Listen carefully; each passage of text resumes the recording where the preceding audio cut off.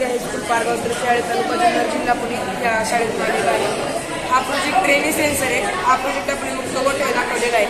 हा प्रोजेक्ट आपण बाजार समिती, साखर कारखाना, साखर गोडाऊन करू शकतो. समजा हा सेन्सर आहे, याच्यावर पाऊस पडला की ऑटोमॅटिकली बंद होतो.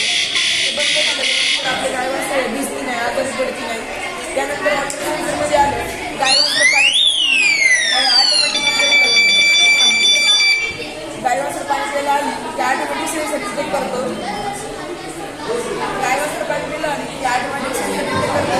मग आपल्या गायांना फिल्टर पाणी मिळतं. त्यानंतर आपल्या फिल्टरमध्ये वाघाचं प्रमाण जास्त आहे, त्याला वाघ खेटला गेला की बजर वाचतो. बजर वाटल्यानंतर वाघाला वाटते वेगळं कारण वाघ पडून जातो.